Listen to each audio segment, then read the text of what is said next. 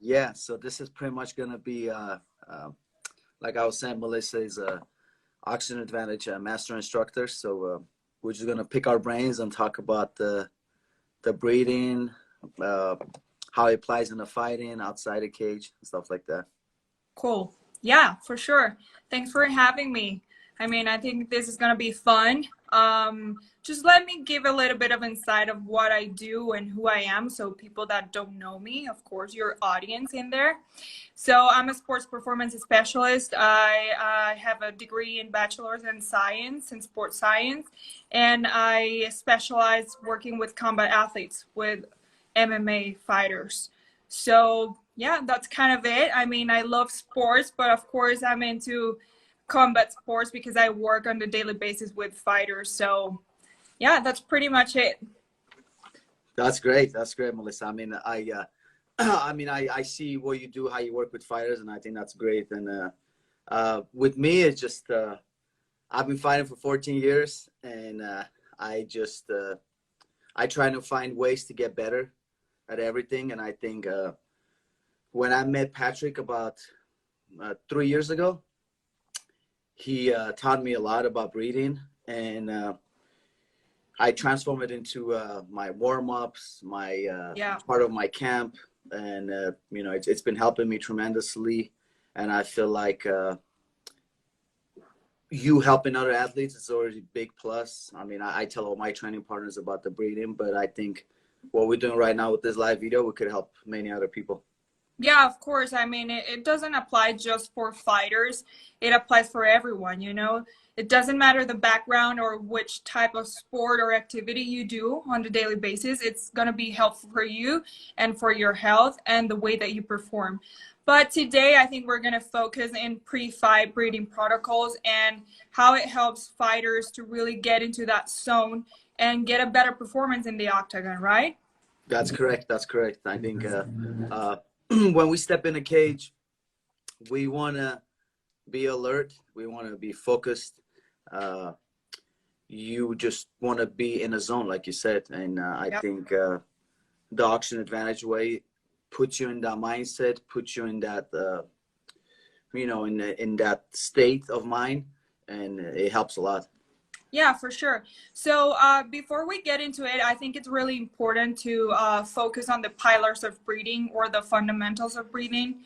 Let's say we have three dimensions of breathing, which is the biomechanics, the biochemistry of breathing, how well we tolerate CO2, and the pace of breathing. Like, how is our respiratory rate in terms of how much volume of air we're breathing? So it's really important to have in mind those three pillars or three fundamentals of breathing before we get into it and before we dive in into a little bit of more detail of how we can apply or which type of benefits we can have as an athlete or as a fighter. I agree with you. I agree with you 100% on that. And I guess the two pillars would be the I would say the functional breathing pattern, right? And then Mm-hmm. the stimulation of high altitude, Sure. right? Right. So how do you want to touch up on those? Do you want me to just tell you like how I do So it, or? first we can discuss like how important is the tolerance of CO2, because we have this idea that CO2 is just a waste gas. So people don't really understand the role of CO2 in the body and how does it work and how does it affect your breathing and your performance. So first of all, CO2 is just not a waste gas. It's a catalyst to release oxygen into your muscles and into your cells. So we have this thing called Bohr effect, where you have a lot of concentration of CO2 and hemoglobin releases O2 when there's CO2 present. So it's really important for us to work, whether you're a high level athlete or not, to work on that tolerance of CO2, right? You Yep, agree? Okay. yep. I agree. I agree. And do you agree that we would start with the bolt score at first, just to Yeah, see, sure. just to measure to see where they're at? I know my bolt score wasn't wasn't the greatest when Patrick did my bolt score. I was in like probably 15s or 16s, Okay. but I think that's a very good starting way point. of starting point. Exactly. Right. Yeah.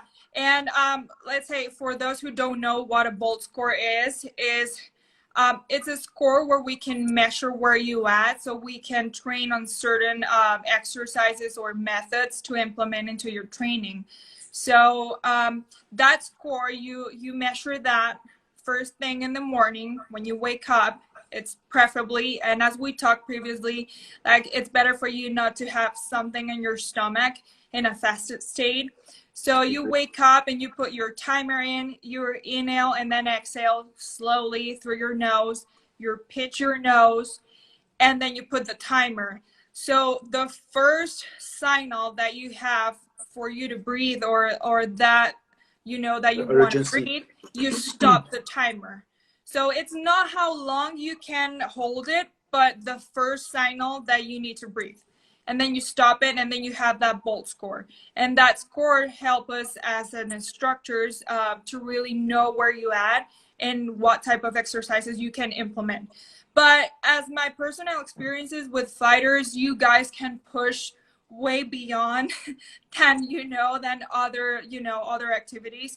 So for example, I have fighters that I have worked with, they have low bolt score, but surprisingly, they can really hold a little bit more in terms of restriction, because you guys have like this, that tough mindset of pushing hard all the time. So that's what's your bolt score? I think you have a question. Ruth, my bolt score when I started was 16, but right now during the camp it's 40s, 50s, 60s, so it goes higher. For sure. So that's really helpful. And then we can implement another score, which is the MBT. So it's that one, it's your maximal breathlessness test. That one, it's how long you can hold your breath, and then you count how many paces you can do. So those two are correlated and really helpful in terms to really determine what type of program we can do with fighters. Yeah, and I agree with you. Like with testing a bolt score or any breath work, doing our empty stomach is very beneficial, because when we eat, our digestive starts working, and I cannot get into the details of the names, what's going on with your body, but pretty much when you eat, your body just focusing on breaking down what you just ate. Exactly.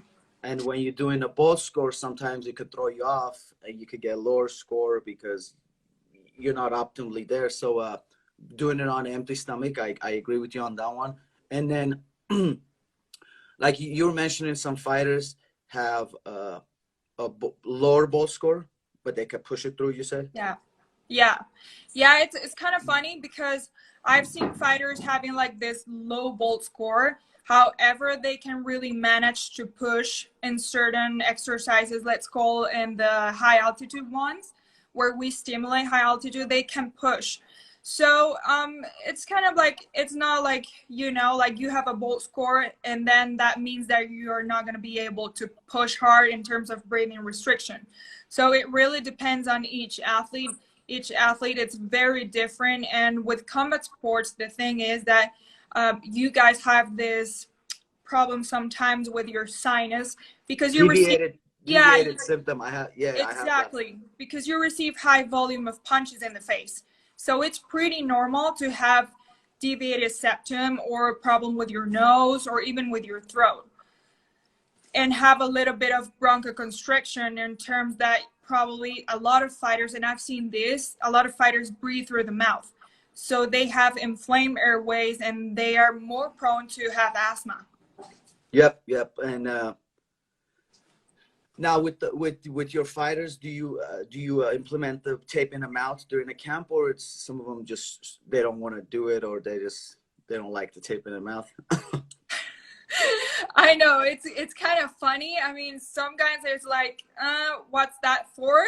It's kind of weird, but I mean, with fighters, you can probably implement so many weird stuff, let's say, because you guys are so into it and are passionate about the sports, and whatever makes you better in terms of performance, you are willing to try it. But it depends the fighter, you know. I don't do that with every fighter. Yep, Depending yep. on where they at, if I see they have problems breathing nasally, then I do that, especially when they're training or while sleeping, because a lot of fighters breathe through their mouth while they are sleeping.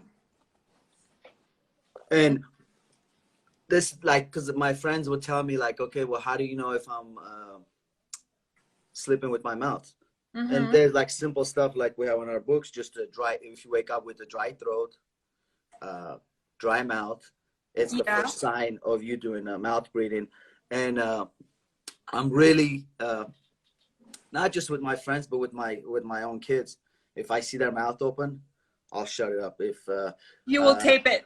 yeah, I will. I will sometimes take bigger, but yeah, Yeah. I'm really like if my kids are actually doing a homework, Mm-hmm. I'll Mm-hmm. watch them. If they open their mouth, it gives me a sign. It tells me that my kids are not in a moment. They're not in a present moment, focused on the homework. So I'll tell them, hey, close your mouth. My youngest daughter is really good. My older one, she's getting there, but these are the little things I watch. Even during a sparring, like when I'm sparring Yep. with a fighter, I'll look at their chest, and Exactly. if I see a sign of chest going up and down, Mm-hmm. I already know I have them in my pocket. Like if I could push the pace a little bit more, I Mm-hmm. could stress him up a little bit more, and he's Yeah. gonna get tired. That's a great sign, and that's a great point to mention. That's a great sign of lack of focus. Because, you know, when the fighter has their mouth open, probably they're wondering what I'm going to do next, or probably that's a sign of fatigue, or I'm tired, I'm not focused. Yeah, So that's a sign if the fighter is focused or not. As you said, the example with your daughter, when she's doing her homework, probably she's wondering of other stuff, you yeah, know? yeah. Thinking Yeah, about playing on an iPad or eating a food or something, but it's exactly. it's like, the oxygen advantage way. Yeah, I mean, I'm happy I'm using it during the fight, but I'm also very happy that I could bring it outside of the octagon, outside of fight world, and just implement in a real daily life where I could just tell my kids, hey, don't open your mouth. Or I try to give my mother advice, but she's she's hard to listen to. But these are the little things, and I feel like you said, if your mouth is open, you're not focused. Mm-hmm. That's because mouth breathing is really bad, and your mouth is shut. You breathe through your nose. You're fully focused and fully concentrated.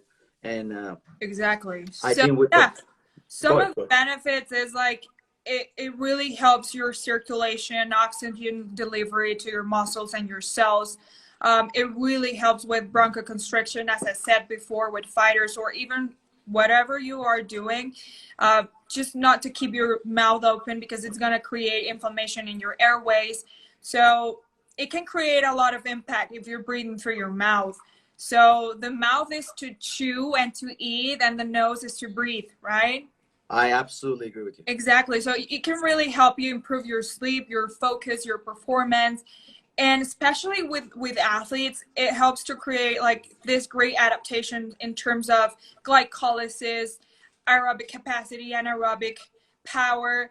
Even especially with fighters, when they come out of fight, if they come out with a lot of injuries after that fight, it is really helpful to implement certain exercises because it helps to maintain the previous adaptations that we had during fight camp or even previously. So it helps to maintain your fitness level and the adaptations that you worked before that fight. So if you come out really injured of that fight, it is, I would say it's imperative to implement those exercises. And we can even stimulate high altitude without living at a high altitude level, which is great because a lot of fighters that I have worked with, they fight out of places like Mexico City where it's like, Ooh, high yeah, altitude. it's Wow. crazy. So I've seen a lot of improvements in that terms, you know, and even with assessments and battery tests that we do in terms of strength and conditioning, I've seen improved repeated sprint ability. You know, that you can keep on going with the same power output over and over again without gassing out. You know that a lot of That, yeah, fighters, that yeah, comment is like, oh, he gassed out, he's out of cardio, and those kind of things. and But I think it is really helpful. no, it's very, very helpful because like you said, we could stimulate the high altitude, and if people are listening to us, they don't believe it, they could just wear the oximeter on their Yeah. finger, and we have few basic exercises where you take a in through your nose, out through your nose, and you just do the walking, and you could literally see the SpO2 level drops because naturally we what 97, 98, right? That's Yeah, our natural probably. level. That's like the regular level. And then once you hit the 90s or 89s, it's like you said, it's like stimulating high altitude, because once you hit the 90s, I think you're in 3,000 or 4,000 elevation, and then when you go to 80, 85, it just gets higher and higher. So Exactly. I mean, it benefits a lot. Now with your fighters, let's say they're fighting in a high altitude, do you how would I say this? Do you We will, Marce. I've seen a couple of comments. Sorry. We will save the life and show love to your Armenian people. Oh, thank you. Because I've seen a couple of comments. Yeah, but like going back to your fighters, so if they're fighting in Mexico City, the altitude is really high. Yeah. Do you do the high altitude oxygen advantage training like before practice so they could get to that level, or they just maybe do once a week, or No. is it like? Yeah. So in terms of strength and conditioning, I implement oxygen advantage within the programming.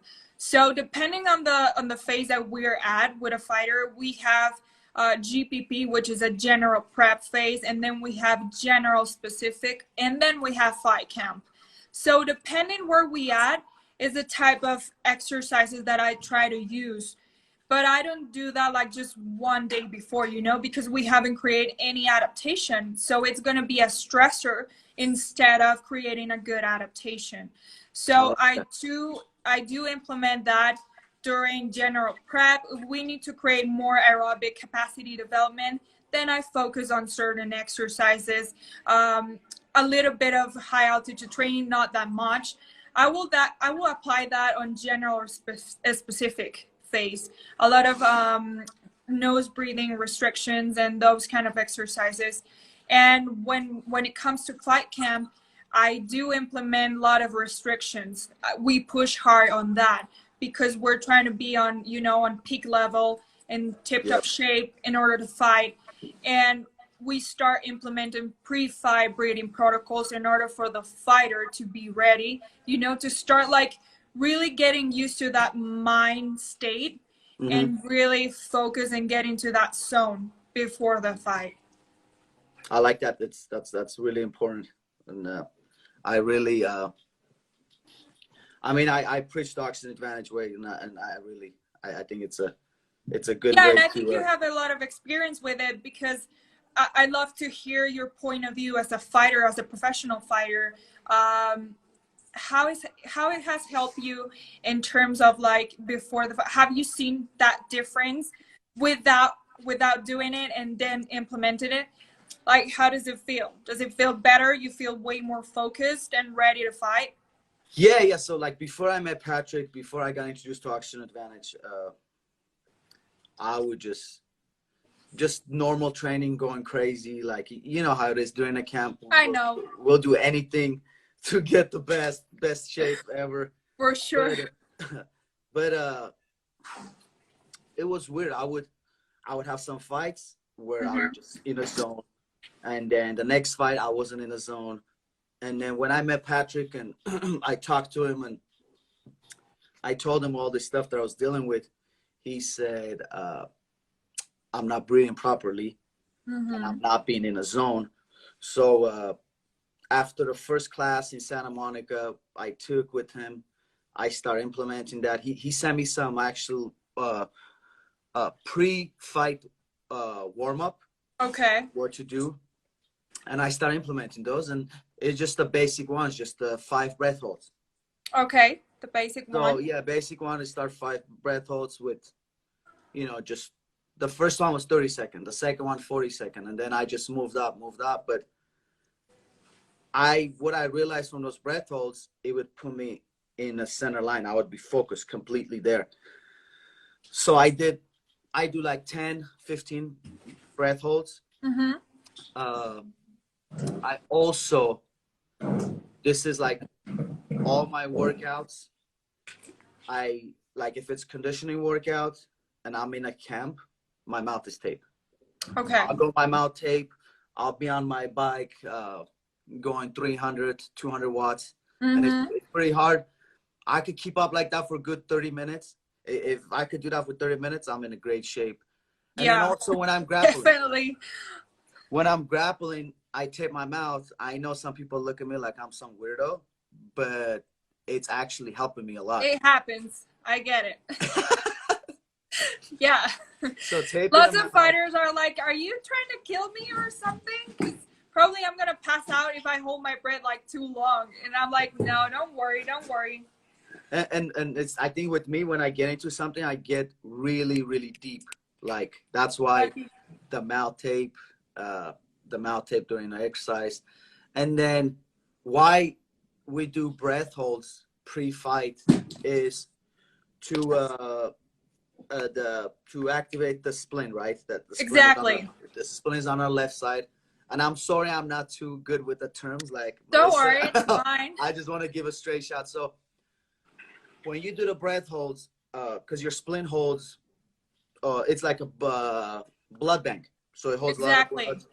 And that's how a lot of people ask about like EPO. We know that EPO in terms of doping, we know like in cycling and everything.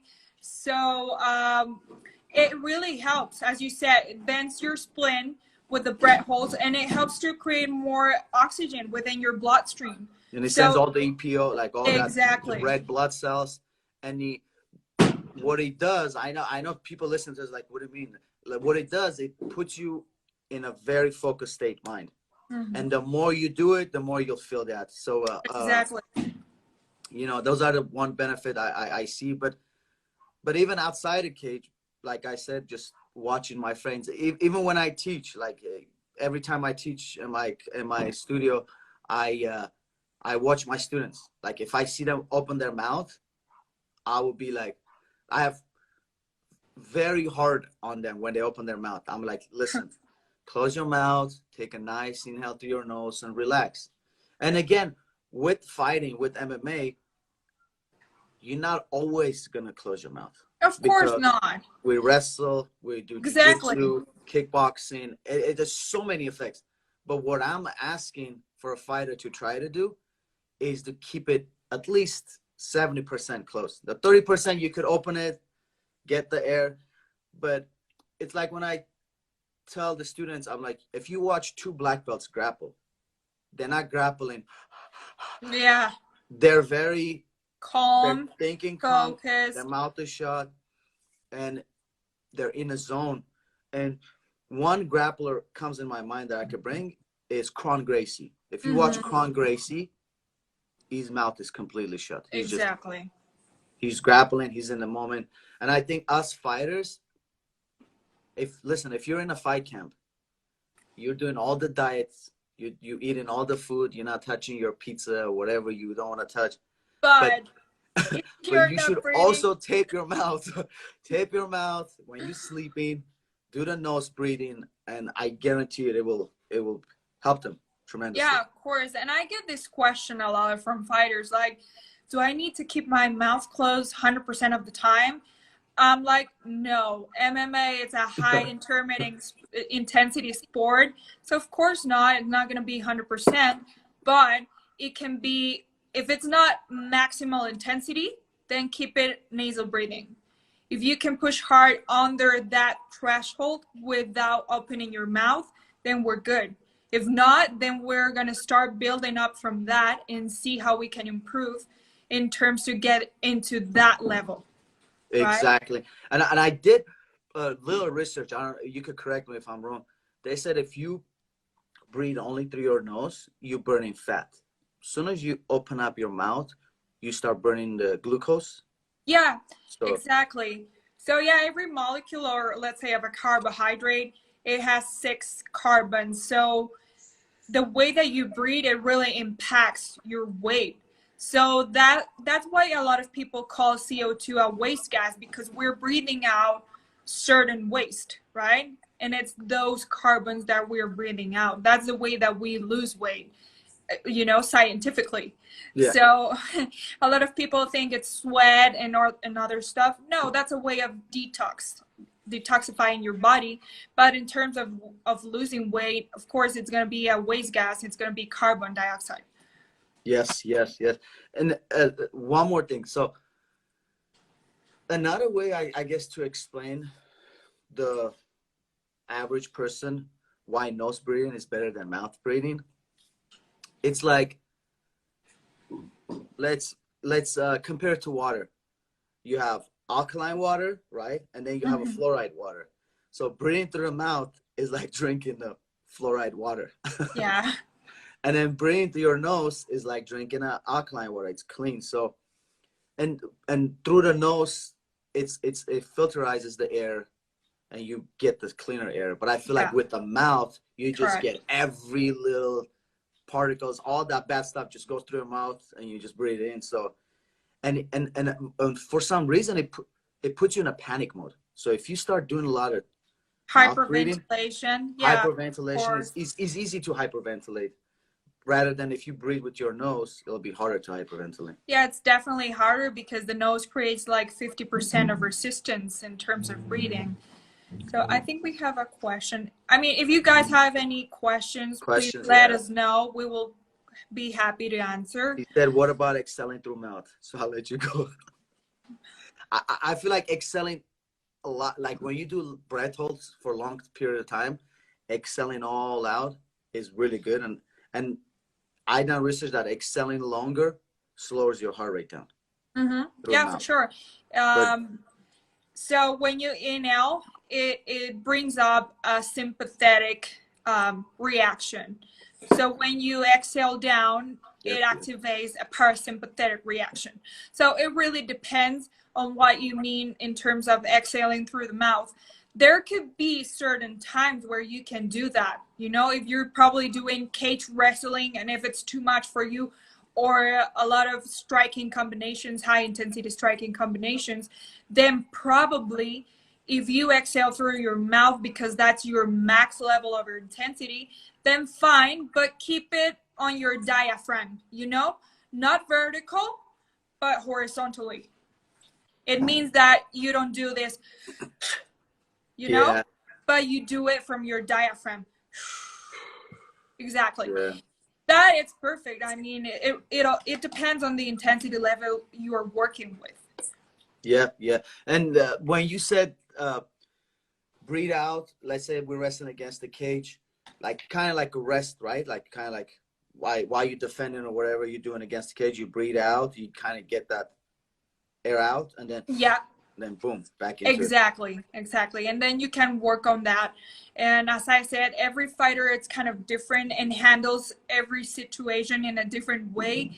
But it is kind of helpful to really focus on that, because that's going to help you to develop your game, your fight game, in a better way. So it's going to help you to take better decisions, not just in terms of biochemistry inside your body, but mentally it's going to help you to really take good decisions while you're fighting or training. I agree with that one. All right. So do you want to talk about what pre-fight protocols you have been doing lately? Yeah, sure. So I will do my 10 to 15 breath holds like Patrick recommended. Just like I'll check in. Well, before I check in a locker room, I'll do I mean the whole fight week, even the whole camp, I try not to worry about the things I cannot control. And because if I start worrying, it puts me in a sympathetic mode, and it's weird because you'll be in a camp for 7 weeks, you'll be in a great shape. And if you let something bother you, you'll show up to practice. Anything can happen the last minute. I get it. Trust me, I've seen good fighters because I get to travel with them, you know, when they get to fight. And I'm with them in the locker room. So we do pre-fight breathing protocols in order for them like to calm their mind. But I've seen great fighters in great shape with good levels of conditioning and strength, and they crumble mentally because, you know, they start to panic or being anxious or whatever it might be in their brains. Like They're, 2 months of work are going to they be, just you know, a waste. Boom. yeah. Exactly. We have a saying in a fight world: when the lights turn on, nobody's home. Yeah. And it's, listen, it happened to me too. I trained my ass off and I came and I just boop, boop, I was over and I was like, what the hell?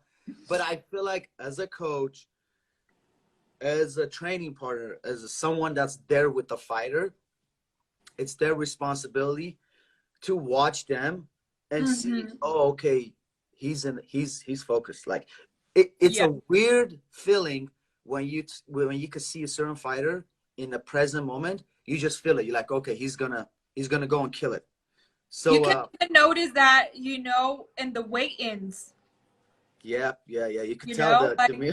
you can tell that, like the level of confidence and the focus that the fighter has, or you can tell that probably something is a little bit off. Off. And I Yeah. feel like when it's off, that's why we go back into breathing.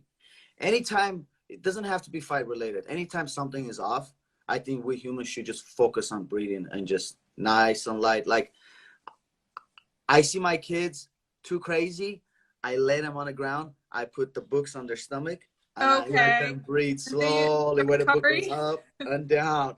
So I let them calm down. But going back to the fight protocol, so before I check in into the locker room, I'll do my 3 to 2 minute cold shower. Mm-hmm. That's great. I really like the cold exposure. I do it every morning and every night, like religiously. It's like helping me. So, and just during a fight camp, I mean during a fight week, I don't focus on things I cannot control. I'm in Mm-hmm. there. My task is to make weight and to fight Exactly. and to eat, hydrate, eat the food, and that's about it. And then the day, so let's say the day I'm before I go in, I do my cold shower. I do breath work where I'm just doing a slow breathing just to get into the parasympathetic. But I don't want to get too much into parasympathetic because like we Yeah. spoke about this, you don't want to walk in a cage and be so So relaxed and sleepy just and relaxed. sleepy. Yeah. So in a locker room, I'll do my stretches. Uh, I'll bring all my tools with me, like stuff like this, Yeah, the hyper everything. cold. Everything, I'll bring it with me. And while I'm doing all this stuff, I'm actually doing my breath holds, but no one could tell. Like I'm not just going down, just Yeah. dying. I'm just nice zone in the moment. And then the way I do it, because I wear a heart rate monitor and I know when I will max out. So once I do all my 15 breath holds, that's when I'll get into my warm up. And first 5 minutes, I'll keep my heart rate at 90. Next 5 minutes, I'll keep my heart rate at 120, 130. Next 5 minutes, 140, 150. And then the last 1 minute rounds, I'll hit 170, 175. So I'm sweating, I'm in a shape. And then right before I walk out, I'll do 5 very strong breath holds. Just Okay. the same way. Through my nose out, in, nose out, and I just pinch my nose and I hold it right before I'm about to walk out. And that's it's a feeling that could only a fighter describe. And right before I walk in there, I could tell I'm very alert. I mean, I know where Scott Coker sits, I know where Rich Charles sits. I'm very, very alert. And to You're me, very aware of your surroundings, right? very, very aware. And that's another advice I have for fighters, upcoming fighters, young fighters. If you want to be very focused, let's say in the cage, do the breath work. But as soon as you walk in the cage, observe, like see what's going on, who's around you, where's your coach, where's your training partner, Mm-hmm. and that will make you be more focused also. By you Exactly. observing a lot of things, you'll be more focused. And it just, during a fight, again, look at the opponent's chest. That's what I do. I always aim at I look at the chest. I'll push, I'll push, I'll push. And as soon as I see them upper chest breathing, it's a signal in my head. It's already registered that I'm gonna. So that's kind of your focus. tactical plan too, right? So that's kind of I'm the giving plan. everyone my plans. Yeah, for sure. That's great. I mean, that thing it's a good thing to have in mind before you step into the octagon, you know, because a lot of fighters come in without any mental plan. I mean, you probably might have everything under your belt, you know, the skills, the conditioning, everything. But if you don't have that state of mind where you're going to be prepared and focused and aware of your surroundings and everything, you might get lost in the fight, you know, and probably panic or start doing things that they weren't on your plan. So I think that's a great advice. It's really helpful, and I've seen fighters like you said. I've seen the fighter who do like breathing training and the one who doesn't. And I've seen a tremendous difference between those two in terms of focus and performance and everything. It seems like the people that do a lot of breathing, they're calmer than the ones don't do the breathing. It seems like the ones that breathe more, focus on breathing, they could, they're very smooth. But the ones that don't breathe, they're very like edgy, you know. It's just like it irritates like crazy them. to go, and it's like a thin line in between, you know, like going, you know, crazy without control and having that control and knowing that what you're gonna do. Exactly. So, yeah, it's kind of like the same thing that you said between parasympathetic and sympathetic. You don't want to be that relaxed, but you don't want to be that hyper because it might be like against you, you know, in terms of fighting. Yeah, Manny's saying being a little nervous before the fight, it helps a lot. Yeah. A little. Yeah, you're right. Yeah. Yeah, of course. Not that nervous, but a little. Yeah, for sure. There's a balance that we have to create in terms of, you know, a little bit of nervousness. It's good because it can help you to be alert. And I feel like even after the first round, let's say you go back, you sit down, it's also important for your, like, I tell my corners, I said, hey, when I'm sitting down, because I'm not going to be sitting down, listening to my coach and looking at the opponent, but I let them do the work, watch them, see if they're really breathing really hard with their upper chest. Mm-hmm. And that's not a thing. But in between, like, as soon as the round is over, there's a guy I've been talking to. His name is Chuck McGee. You probably know of him. You heard of him, Chuck McGee? No, I haven't. He is certified under Wim Hof. He's a degree certified. He's actually becoming a master instructor for Oxygen Advantage. Oh, that's great. He's gonna be part of the family. Yeah.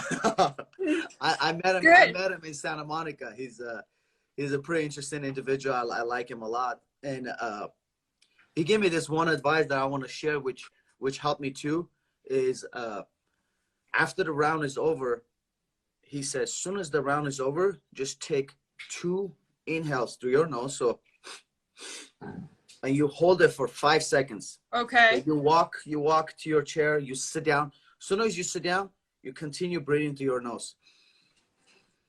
And he says, just that little is gonna create the, I forgot the words he used, but it's gonna create air hunger. So when you take that first air through your nose. So a little bit of hypoxic state. Yes. Yeah, there you go. Use that word. There you go. Yeah. That's quite, like, I do kind of the same. I do a little bit of hyperventilation. Then we do breath holds, and then we do light breathing. So it's a combination of 3 things. So it's kind of like the same thing that he said. So it helps to create a little bit of hypoxic state, but also you're going to start doing deep and light breathing. So it's going to create that balance, you know, before the fight or during the fight. I like that. I really like that. Yeah, for sure. Um, So I think, does anybody have any questions? I think most of the questions they wrote in Russian. Yeah, and I cannot understand. I'm sorry.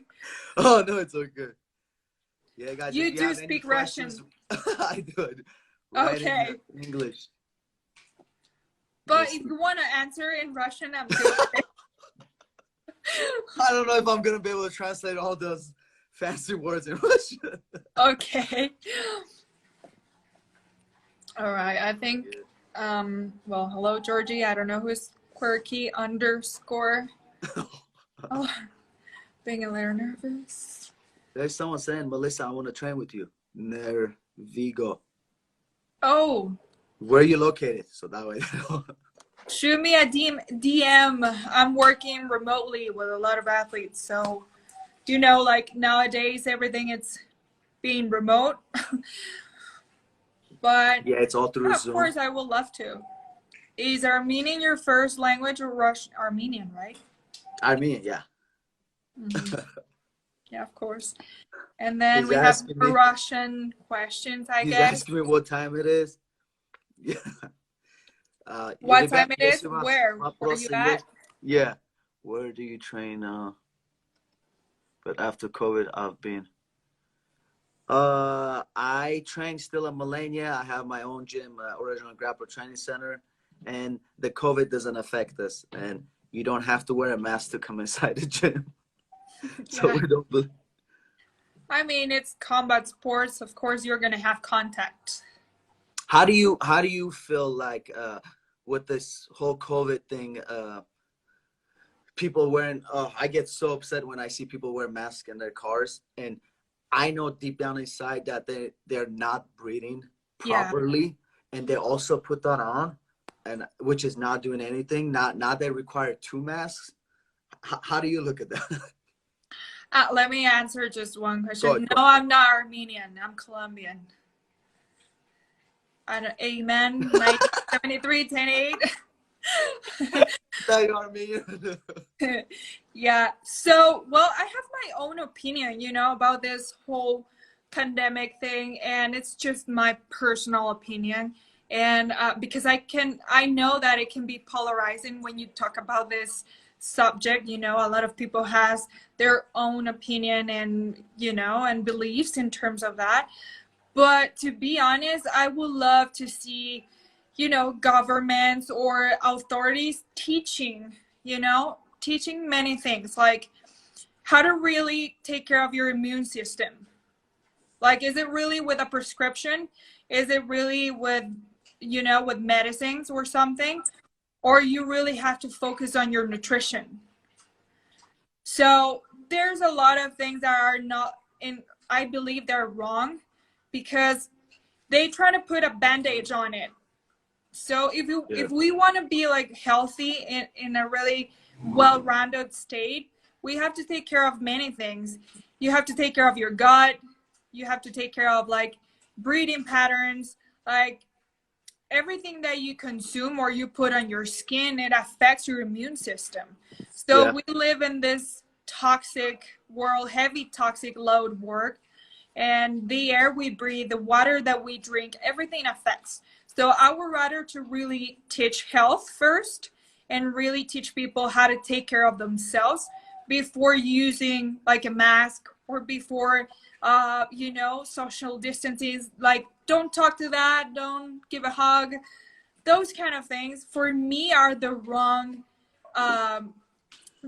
way to prevent. I like that. I like that. I feel like they are focused too much on prescription drugs. They're not teaching the whole entire world how to eat properly. Yeah. People are so addicted to fast foods, McDonald's, Taco Bell. I read a study about Taco Bell, how it just destroys. I mean, any fast food destroys your brain, destroys your way of thinking. And I think this goes to all those young up and coming fighters. Listen, when I was getting ready for a fight, I was thinking about McDonald's. I was thinking about pizza. I was thinking about ice cream, cake. Yeah. But every time I was in a fight week, I really liked the feeling I would get. I was very sharp, like skinny. I would feel my six packs, and I wanted to feel like that for the rest of my life. But what I did is I cut all those, Yeah, like of those course, little things out because of the life. those type of foods, like you know, junk food, creates certain signals in your brain when they enter your body. So it's really important to focus on gut health, because that sends like certain messages to your brain in order, like the things that you're craving. So if you're craving certain stuff, whether that could be either parasites, that could be mold, that could be your gut lining, that it's telling you to eat those kind of things, because those things are fed by sugar and those junk food. So it's really important to have in mind that you have to work on the root cause first. And sometimes it's not about like lack of commitment to a diet or to certain, you know, protocols, but sometimes it could be something inside your body that it's off. Probably you have many parasites from eating a lot of junk food, or eating, you know, stuff in the street, or the water that you drink, it's polluted. So you got to be careful on that. I call that emotional eating. I feel like people are stuck home with this COVID. They have nothing to do, so they're forced to eat. And I highly recommend anyone to do fasting, get into the 16-8 or 18-6. 16-8 means 16 hours, you don't eat nothing. And then 8 hours, you have the window, and then you could, I do at least once a week, 24-hour fast, which is really, really good for you. Yeah, And, intermittent fasting. it gets rid of all the BS out of your body. And then all I've been sticking with is I really like the carnivore diet. I've been picking Dr. Sean Baker's brain a lot, and it's helping me a lot. And I wish the whole world could be healthy, but it's impossible. It's not gonna happen. Yeah, it's hard. It's hard. There's big corporations and everything. It's really hard to make that 100%. But of course, it's, as professionals, we have this goal to educate and to help people as best as we can. And from what I heard from Dave Asprey's podcast, there's only 8% of us that's trying to help the whole world to become healthy. So we'll do our job. I think we could just tell everyone about the oxygen advantage, about the breathing stuff. So we'll help them as much as possible. Of course. Good. All right. I think we covered everything and a little bit more. Yeah, we did, Melissa. Thank you for thank you for having me. For talking all the terms, using all those smart words. I think it was awesome. You know a lot. And I think if anyone has a question, you should direct message Melissa. Yeah, or even you. I mean, yeah. Any question, you can message me. Sure. And then I wanted to talk to you about. I got an email from Pomona University. They have a tennis team. I used to play tennis like for a long time. I used to compete. Oh yeah. Yeah, a long time ago. So the coach contacted me. He has 300 students that want to do Zoom meeting. And there'll be about 60 students per class. Wow. And I originally thought they want to do in person, but they said, no, we want to do it through the Zoom. If it's something you're interested, yeah, we can sure. do it together, and I think it'll be cool. We'd love to do that. We can team up and just work on that. I think it's going to be great. I mean, the more that we spread the knowledge, the better. Yep, I agree with that. All right. Well, thank you for having me. Thank you for all the Armenians, Russians. Sorry that I couldn't understand. No, all their comments was, she needs to go to Russia. She needs to teach the class in Russia. She needs to come to Russia. All right. So that there was not a bad comment in it? No bad comment. Don't worry. All right. Thank you so much. Appreciate it. And if you guys have any further questions, please let me know. Thank you so much, Georgie, for having me. Thank you, Melissa. It was awesome talking to you. Stay safe. Bye.